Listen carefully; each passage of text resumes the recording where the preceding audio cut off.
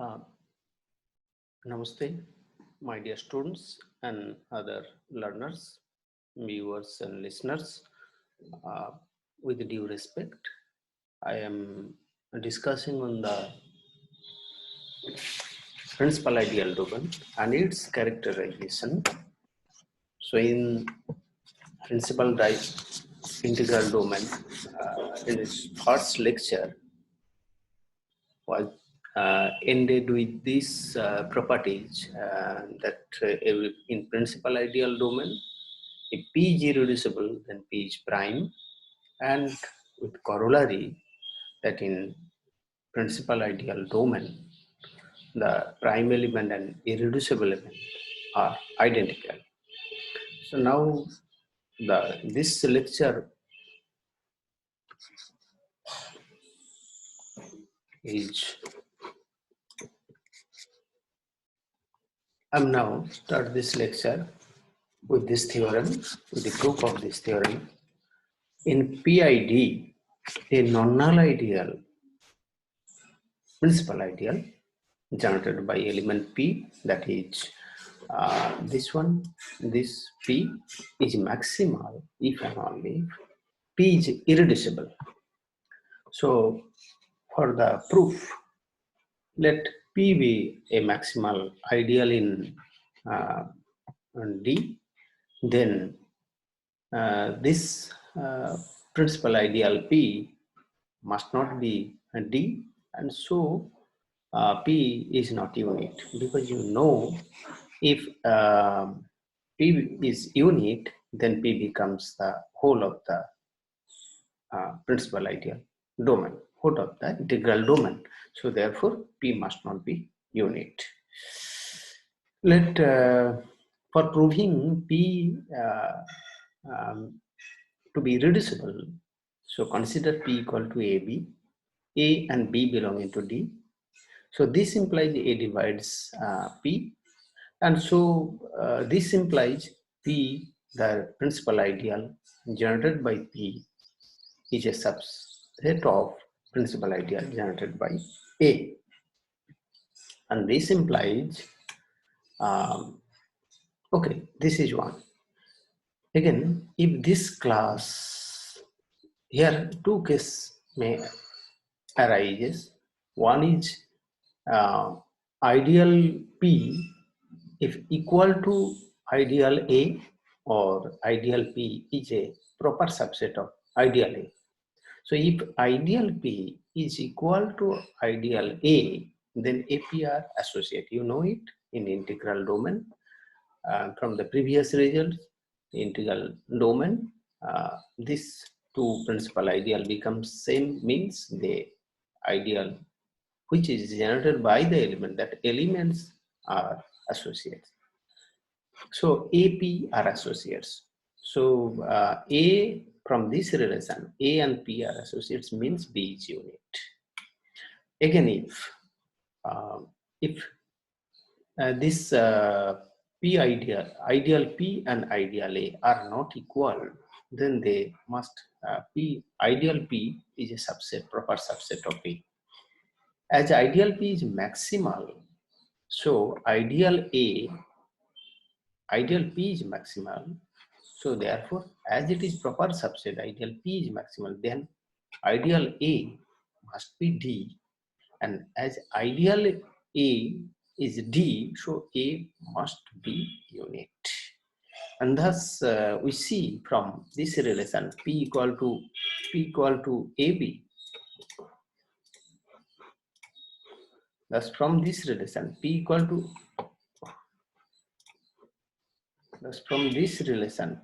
to AB, either A is unit or B is unit. So this is the definition of irreducibility of P, and thus P is irreducible element. Next, conversely, P is irreducible in D, and consider U be any ideal if D such that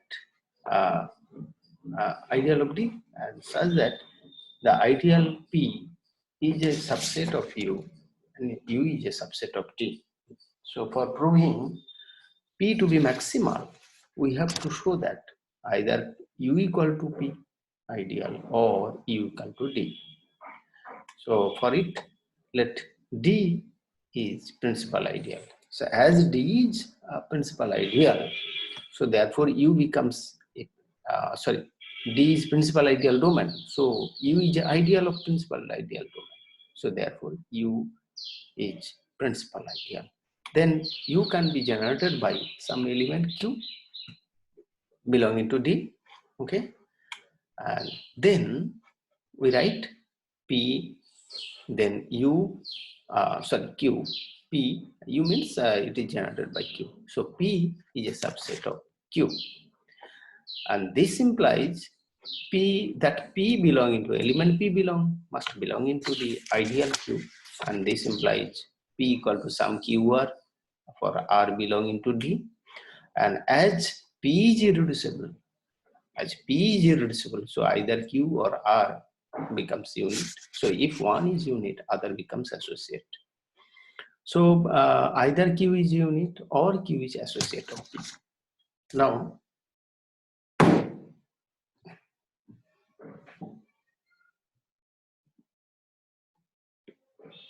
Now, if Q is unit, then U equal to as U equal to Q, and that Q becomes D. So therefore U becomes D. And if Q is associate of P, then ideal P and ideal Q becomes same. But U is Q, U is the ideal Q, therefore U becomes P ideal. And this shows that U is either P or U becomes D. So therefore, such U cannot exist in between P and ideal P and D. And so P is the maximal ideal. Ideal generated by P is the maximal. So from this theorem, we can conclude, we can clearly assume this corollary. If F is a field, then an ideal, this generated by a polynomial Px, non-zero polynomial, sure, in Fx, Px in Fx. So that means this ideal generated by Px is an ideal of Fx. And this ideal is maximal if and only Px is irreducible over F. So you can clearly draw this corollary from the just above theorem. But for an independent proof, which is almost of analogous to the proof of the above proof, so we are going to the independent proof of it. We are going to the independent proof of it. So proof of this corollary is clear as Fx is PID, where F is field, but we present here an independent proof it. Note that here F is a field, because without field, this Fx cannot be integral domain. So for integral, the properties of integral domain of Fx, we have to consider F is field. Now, the independent proof of this one. So let this ideal generated by Px be maximal, first one. Then Px cannot be Fx. You just take this above theorem and this theorem side by side. I get a clear analogy. So Px is not unit in Fx. Okay, so degree Px is greater or equal to 1. Now write Px equal to Fx into Gx. You know the definition of irreducibility of polynomial. So Px equal to Fx into Gx for Fx, Gx belonging to this Fx, F capital F x. Then Fx is a factor of, so what? Fx is a factor of Px. Fx is a factor of Px. And so this implies, that means just like Fx divides Px, and that this implies the ideal generated by Px is a subset of ideal generated by Fx. If Px, ideal generated by Px, is a proper subset of Fx, and as Px is maximal, so that Fx ideal, that means ideal generated by Fx, must be Fx, and so clearly then Fx is unit. If Px, the ideal generated by Px, equal to Fx, then Px and Fx are associate, as Fx is integral domain. Then Gx is unit in Fx. Gx is unit in Fx from this relation. Gx is unit in this, and consequently, so this Px, ideal generated by Px, is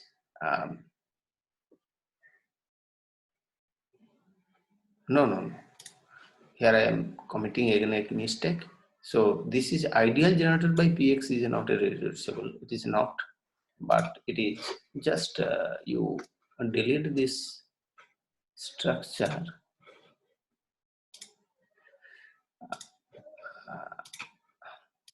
You just delete it. This one. You just delete it, and so just the element Px is irreducible in Fx. Just the element Px is irreducible in Fx. You write it. So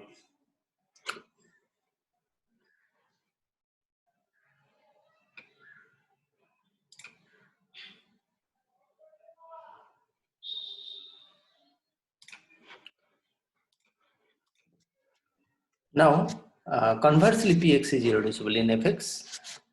Then considering an ideal U in Fx such that the ideal generated by Px is a subset of U, it is better to write just equality. If we drop equality, then it will be more better.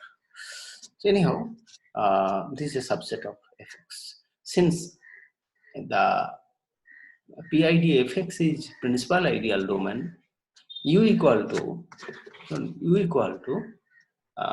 some Fx, you can write it, because in principal ideal domain every ideal, so here U is an ideal, so this U ideal will be principal ideal, and therefore U can be written as an ideal generated by Fx for some Fx belonging to Fx. Okay. So as Px, ideal generated by Px is a subset of ideal generated by Fx. So either Px equal to, so what is it? So Px belonging to only the element Px belonging to the ideal generated by Fx, and therefore Px can be written as Fx into Gx. Okay, but Px is irreducible. So therefore either G or F becomes unit, and if one is unit, then other must be associate. So if Fx is unit, then clearly ideal generated by Fx becomes the whole of Fx, and therefore U becomes then Fx. If Gx is unit, from this relation, if Gx is unit, then Px and Fx becomes associates. And as Fx is integral domain in particular, then ideal generated by Px and ideal generated by Fx must be the same. As Px and Fx are associated, you have got it from a previous result. So therefore, this implies U equal to Px. So I have seen here, either U becomes Fx, means capital Fx, or U becomes ideal generated by Px. So thus in any case, no non-trivial ideal cannot exist in between, no non-trivial ideal cannot exist between Px and Fx. So therefore, Px is the maximal ideal then. So we know that in a commutative ring with unity, every maximal ideal is a prime ideal, but the converse will be true in principal ideal domain. Now we have the following theorem. What is it? Let R be a principal ideal domain, then a non-zero ideal P is prime. Then if P is prime, then P is maximal. P is prime, then maximal. So for the proof I am here. Suppose P is a non-zero prime ideal, then the ideal generated by P, this where P is a prime element in R. What is it? P is a prime element of R. We now show that there is no ideal I of R such that P subset of I subset of R. Suppose I is an ideal of R such that P subset I. Okay. Since P not equal to I, there exists an element A such that surely A not belong to P, but A belong to I. You can write it from this result. Okay. Then AP are relatively prime. Then AP are relatively prime.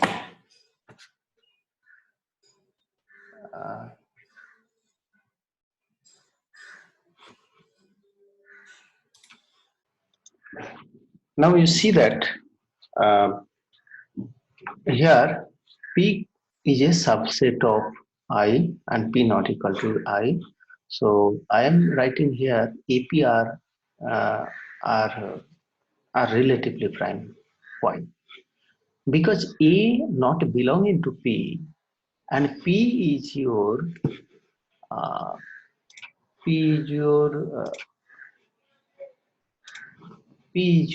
this one. So therefore, you then, if suppose A belonging to P, then A equal to some pk type. That means A and P, A equal to pk. So A and P has common factor P. So therefore then AP are not a relatively prime. But here A not belonging to P. So you cannot write say this A equal to K P. You cannot write it. But P is prime. So you cannot write A equal to Kp, and P is prime. So therefore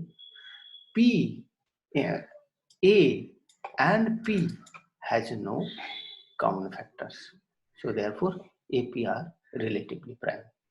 I think you understand. Again, you try it with papers and pen, then it's very clear. Its clarity will be revealed then. Now, so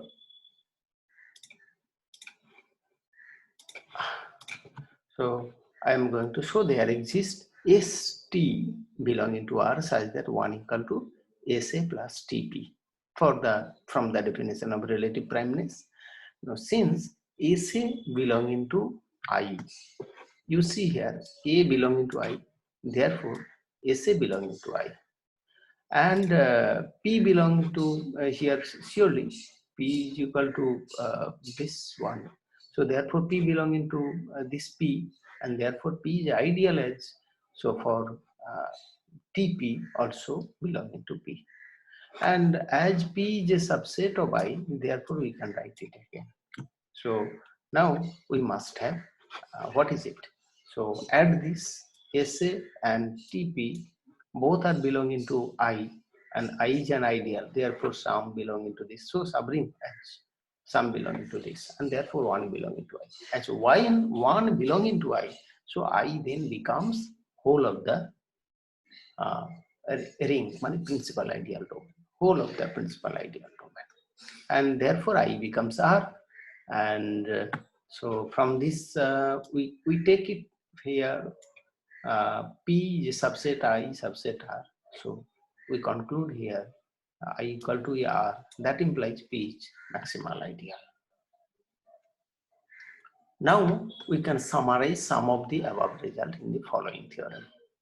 Let fx be a polynomial ring over the field f and px belonging to fx. Okay, px is a polynomial. Then the following conditions are equivalent. Number 1, px is irreducible. Number 2, fx, that means quotient, it is quotient ring. Fx by px, ideal generated by px is integral domain, and fx by again ideal px is a field. So its proof has some, it is rather to say it is a corollary, but for independent proof we write it here as a theorem. So but we are going to present an independent proof. You see here, summarize some of the above results in the following. So no need of proof in order to looking back for the above results, but for independent proof, it is for the students and examinees I am presenting it here for independent proof. So proof 1 implies 3. So as 3 conditions are equivalent, we have to show it. So now 1 implies, I am trying to prove it, 1 implies 3. Let fx class belonging to this quotient ring, that means fx by ideal px, and fx not equal to 0, where fx denotes the coset of fx plus this ideal. You know it in a quotient ring, an element belonging to this means this ideal plus an element of fx, plus an element of fx. So you write it here. It is a coset of this. Okay. Now upx and u in f minus 0 are the only divisors of px, y. fx denote the coset of this. So upx and u in f minus 0 are the only divisors of px, y. Because you see this px, what is it? This px? Px is an element of fx. If px becomes unit, then it is whole of the fx. But here you see in every element has divisors upx and u also. Because u belonging to f minus 0, f is a field, this implies u is a unit, and therefore an associate of px and an unit are the divisors of px. You already know this result. An associate of px and the unit are the only divisors of px, and these are actually the trivial divisors, non-proper, improper divisors. So now, since fx belonging to this, not belonging to this, why? If fx be,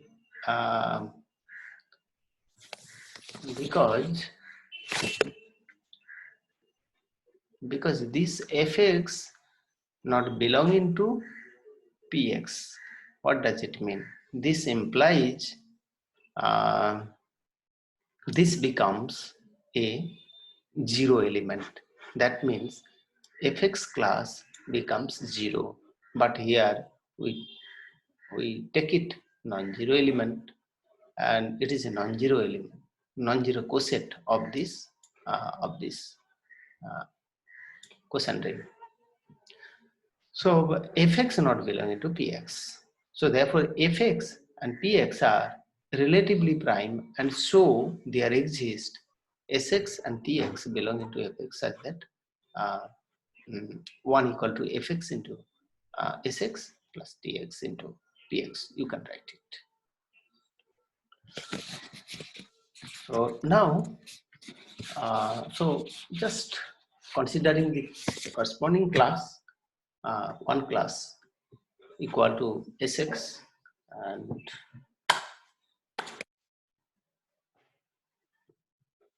sx fx class plus tx px class, and it is belonging to this fx by this quotient ring, fx by quotient ring.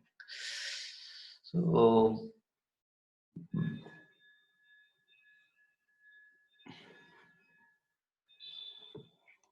now, and so this one is one class equal to sx fx, because you write it this tx px class as it is belonging to this one.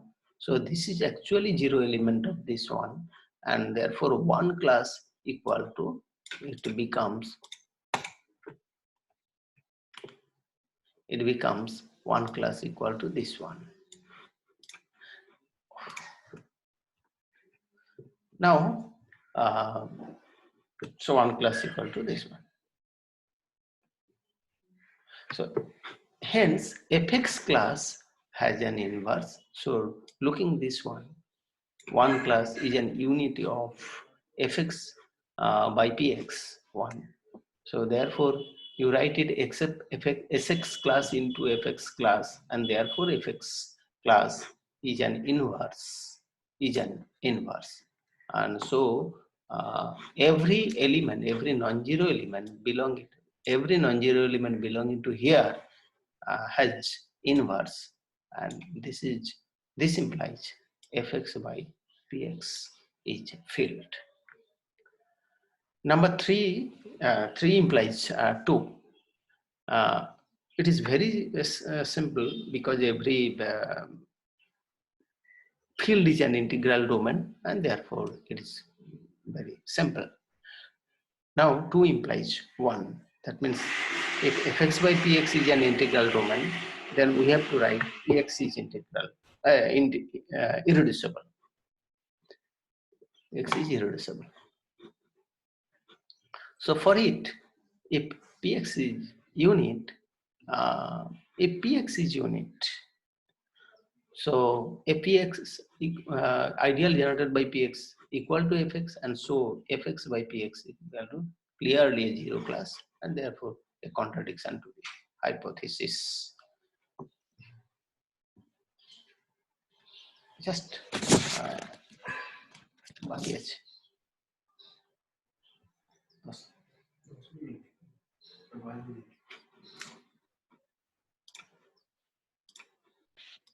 so what I am now telling you that the contradiction to the hypothesis. What is hypothesis? Fx by px is an integral domain, so it must be a commutative ring with unity. So it cannot be just a zero ring, just element containing only zero elements. So it must contain another element which is unity. Therefore, fx by px cannot be the zero ring. That means a ring containing only the zero element. So therefore, px cannot be unit. So now fx equal to px equal to fx into gx, and then zero class equal to, that means px class is your zero class from this quotient ring, So 0 class equal to px class equal to fx gx class, and that can be written as, it is a little bit wrong. I am getting it here. Actually, it should be fx in class into gx class. It should be right. This is the typing error, I think, here. So whatever, I am going to and proceed for the next part. Therefore, fx class that is equal to 0 class, or fx, I think again I have got a typing mistake here. So fx class equal to 0 class, or it should be right is the gx. It should be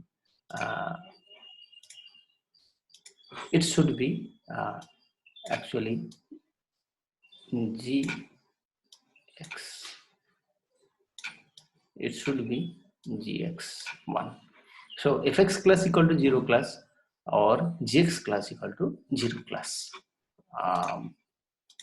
So now this implies that fx belonging to px class or gx belonging to px class. It is very obvious. And let fx belong to px class. Px means px ideal. Class means they have ideal. I am telling you ideal. Then fx equal to px into qx for some qx belonging to fx. You can write it. And so fx equal to px qx into gx. We put it here, the value of, because px equal to gx into fx. Now put it here, the value of px. Px equal to, just put the value of fx here, px qx gx. So as it is integral domain, this fx by px, so therefore from here gx into qx, using the argument we have qx, this one units. So I think its proof may be of different type. It proof may be different. I argue in this way, but we can argue in another way. So just take common from px, and here keep px, qx, gx. Then qx into gx becomes unity, and then using the degree argument, you obviously and very clearly you can say qx or gx becomes unit. Qx or gx become unit. If gx, yes, qx or gx becomes unit. And so from this here, qx and gx becomes unit. So therefore here, keeping this relationship, px equal to gx into fx. So so here gx is unit, and therefore px and fx are associates. And what does it imply? So px becomes irreducible. Now the following two lemma, which is very useful for proving a principal ideal domain becomes an unique factorization domain.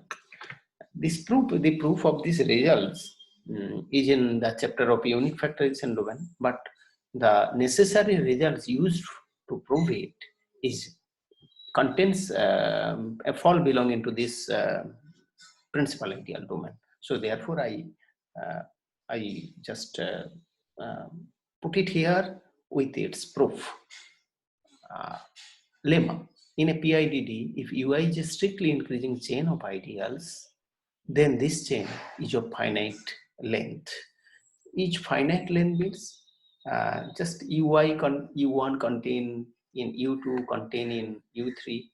Just you go forward, and after a certain stage, after a finite state, you just cannot get any other ideal content in like, but from then all UIs become equal.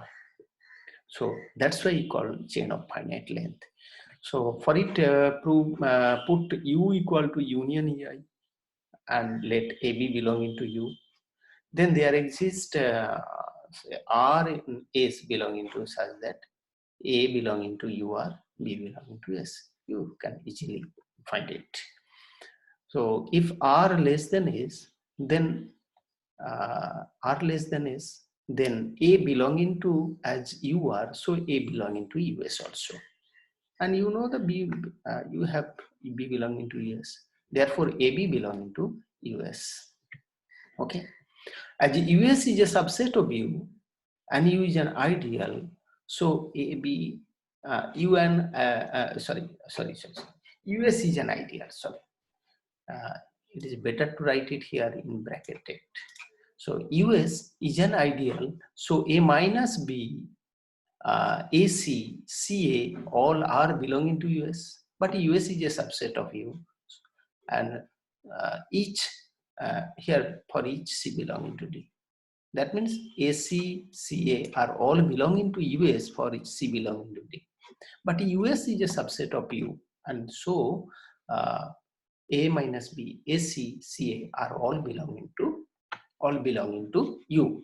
So take two elements from U, and we have this one belonging to U. So therefore, U is an ideal of this principal ideal domain D. Again, U as in principal ideal domain D, therefore U can be written as U must be generated by a single element. That means U becomes a principal ideal. So what does it mean? This implies D belonging to U. As U equal to this one and D belonging to U, D must be belonging to U. U means union UI. That means D belonging to UK for some K belonging to N. And as UI is strictly increasing chain of ideals, so D belonging to U K means it belonging to every UN for all N greater or equal to K. So when you get D at some UK, then after that, as all are superset of UK, or all are assumed to be, all are, and here it is given also, all are superset of UK. So therefore D belongs into all those UNs for N greater or equal to K. This implies that this principal ideal generated by this is a UK, have no problem, UK as a D belonging to UK. So you can write it here, but UK here UN for N greater or equal to K means this one, and UN are all belonging to here, no problem, but this equal to again this one, because you write it here, this one means, that means this one. So therefore this equal to 8, this one. So now we have here D, here D. So what is it? So this implies UK equal to UN for all N greater equal to K. So the chain is of finite length, because after kth stage all UNs become UK. That means you get the chain but not the proper chain, just they are all equal. So proper chain वालों जो ideals है ना, उसको मैं जो उसको दृष्टि में मैं रखूंगा, तो मैं एक फाइनाइट वाला लेंथ वाला चेन मैं यहाँ पाऊंगी. Let next lemma, in a PIDD, for every non-zero non-unit element A, there exists an irreducible element P such that P divides A. So for it, now I can repeat it. in principal ideal domain, every non-zero non-unit element A, for every non-zero non-unit element A, there exists an irreducible element P such that P divides A. Okay, so let A be a non-zero element and non. It's a typing mistake. Non-unit new element in D, and if A is irreducible, we have nothing to prove. Is irreducible, then we have nothing to prove. But because A divides A. Now A is not irreducible, then we have from the previous theorem that the principal ideal A is not irreducible, means not maximal. Then there exists an ideal I1, not maximal, means then there exists an I1 such that I1 is a superset of the principal ideal A. And I1 is maximal, then I1 can be written as some A1 ideal where A is irreducible. And what does it mean? That means the ideal A is a subset of ideal A1, and that it means A belonging to ideal A1. That means A equal to something into A1. That means A1 divides A.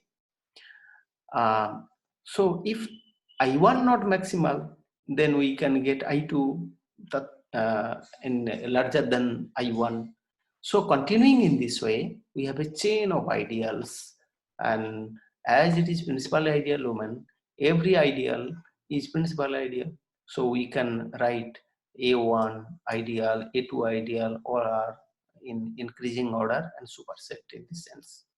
So what is it? So by the above lemma, this chain of ideals in principal ideal domain has a finite length. That means after a certain stage, ideal becomes terminated. Chain becomes terminated. So we get a maximal ideal then. So we get a maximal ideal then. And if P be such, if this maximal ideal, for that maximal ideal, we have an irreducible element P, so that maximal ideal is the ideal generated by P. Okay, we can write it here. We can write it here. See here, this one.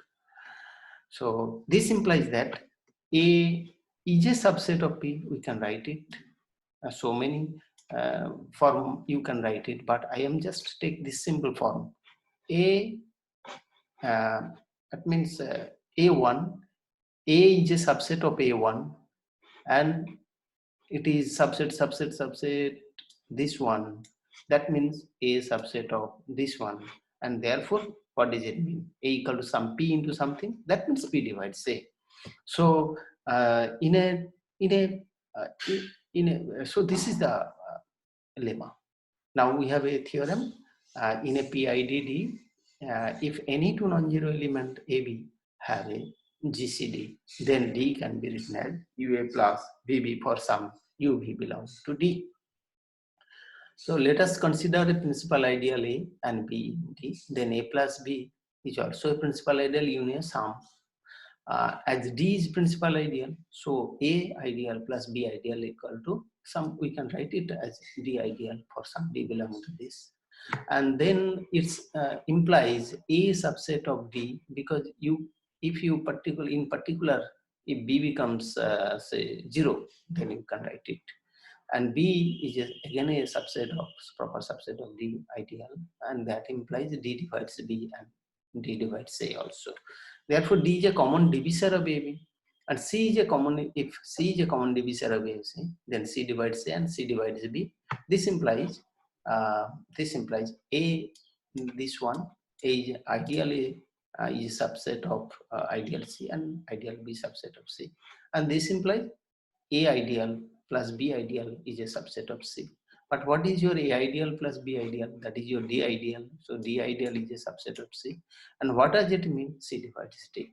In other words, that D is a GCD of A, B by the definition of GCD. As A plus B, A plus, the ideal A plus the ideal B equal to D. So D can be written in this form. AU plus BB form for some UB belonging to D. Here we have some observation in PID. If AB belong into D and C be a GCD of AB, then ideal A plus ideal B equal to ideal C. And if it is better to leave it here, if D is unique factorization domain, so I leave it here.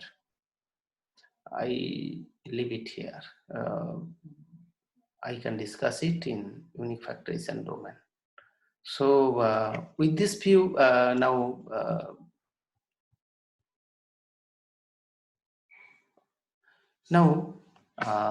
we have this theorem. In PID D, any two non-zero elements in D have a LCM. So consider principal ideal A and B. Take any two non-zero element AB and consider its principal ideal generated by A and B. Then A ideal and B ideal. This intersection is an ideal of D. As D is PID, so this intersection is an ideal edge. So we can write it as general an ideal C, which is generated by the element C. Then surely C is a subset of A. Ideal C is a subset of ideal A, and ideal C is a subset of ideal B, and so A divides C and B divides C. Therefore, C is a common multiple of A and B, and D is a common multiple of A and B. Then A divides D, B divides D. This implies ideal D is a subset of ideal A, and ideal D is a subset of it should be B. It should be B. It should be B. Now, so D ideal is a subset of A and B intersection B, and that is C. So therefore, D ideal is a subset of C ideal, and that implies C divides D. That is C is an LCM of A and B. Thank you for listening me with patience. It is a little bit better volume of the video, but so the last part I am trying to complete it with a little bit fast. So try to listen it and understand it. If any problem, you can communicate with me. Thank you very much.